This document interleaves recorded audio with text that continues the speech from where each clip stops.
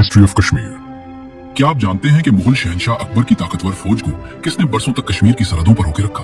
वो कौन से निडर हुक्मरान थे जिन्होंने गैरों की गुलामी के बजाय मौत को तरजीह दी? और हब्बा खातून के इन दर्द भरे गीतों के पीछे छुपी असल कहानी क्या है जिसने कश्मीरियों की रूह को तड़पा दिया? आइए तारीख के इन धुंधले पन्नों को पलटते हैं और जानते हैं कश्मीर के इस चक खानदान के बारे में जिसकी दास्तान आज भी पहाड़ों की हवाओं में गूंजती है। ये जिक्र है चक खानदान का, जिसने 1561 ईस्वी से 1586 ईस्वी तक कश्मीर पर हुकूमत की। ये वो लोग थे जिन्होंने साबित किया कि कश्मीरी अपनी जमीन और अपनी आजादी से कितनी मोहब्बत करते हैं। चक खानदान दरअसल कश्मीर के निडर और जंगजू लोग थे। ये लोग पहले फौज में अहम अहदों पर फाइज थे, लेकिन जब उन्होंने देखा कि शाह मीर खानदान के आखिरी बादशाह कमजोर हो चुके हैं और रियासत में बदनजमी फैल रही है, तो उन्होंने बाकायदा इब्तिदार संभाल लिया। गाजी शाह चक इस खानदान के पहले बाकायदा बादशाह बने। उन्होंने बिखरे हुए कश्मीर को दोबारा एक किया और एक ऐसी ताकतवर हुकूमत की बुनियाद रखी जिसने कई सालों तक मुगलों जैसे ताकतवर दुश्मन को वादी में कदम नहीं रखने दिया। इस दौर का सबसे बड़ा वाकया मुगल शहंशाह अकबर के साथ टकराव है। अकबर अपनी सल्तनत को फैलाना चाहता था और कश्मीर की खूबसूरती उसे हमेशा से अपनी तरफ खींचती थी। मुगलों ने कई बार कश्मीर पर हमले किए, लेकिन चक हुक्मरानों और कश्मीरी सिपाहियों ने अपनी हिम्मत और पहाड़ी रास्तों की वाकफियत की वजह से मुगल फौज को बार बार नाकाम बनाया। कहा जाता है कि मुगल फौज जदीद हथियारों से लैस थी, लेकिन चक सिपाही छुपकर हमला करने में माहिर थे। वो पहाड़ों की चोटियों से मुगलों पर टूट पड़ते और उन्हें पीछे हटने पर मजबूर करते थे। चक खानदान का सबसे मशहूर और दिलचस्प किस्सा यूसुफ शाह चक का है।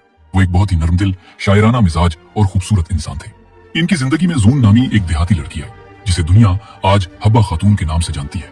यूसुफ शाह और हब्बा खातून की मोहब्बत ने कश्मीर की सकाफत को नई जिंदगी दी। हब्बा खातून ने कश्मीरी जबान में गीत लिखे और यूसुफ शाह ने मौसीकी और बागात को फरोग दिया। अकबर को जब लगा कि वो जंग से कश्मीर नहीं जीत सकता तो उसने चाल चली। उसने यूसुफ शाह चक को सुलह के बहाने दिल्ली बुलाया। यूसुफ शाह पत्नी वुज़रा के मना करने के बावजूद वहां गए, जहां उन्हें कैद कर लिया गया और फिर वो कभी कश्मीर वापस ना आ सके। वो बाहर में वफात पा गए और हब्बा खातून इनकी जुदाई में हिजर के गीत गाती रही। चक हुक्मरानों ने न सिर्फ जंगें लड़ी बल्कि कश्मीर की खूबसूरती में भी इजाफा किया। इनके दौर में कुछ अहम काम हुए। अगरचे मुगल बागात मशहूर हैं, लेकिन सच ये है कि चक खानदान ने ही कश्मीर में बागात का शौक पैदा किया। उन्होंने कई खूबसूरत मकामात पर फलदार दरख्त और फूल लगवाए। श्रीनगर में कोहे मारा हरी पुरबत के पास कुछ किलाबंदियों का आगाज इनके दौर में हुआ। उन्होंने मसाजिद और खानकाहों की मरम्मत भी करवाई। चक दौर में कश्मीर की अपनी एक मजबूत फौज तैयार की गई जो सिर्फ मकामी लोगों पर मुश्तमिल थी, जिसने बैरूनी हमलों को रोकने में अहम किरदार अदा किया। यूसुफ शाह चक के बाद इनके बेटे याकूब शाह चक ने हुकूमत संभाली। वो भी बहुत बहादुर थे, लेकिन अंदरूनी साजिशों और मुगलों के मुसलसल दबाव ने उन्हें कमजोर कर दिया।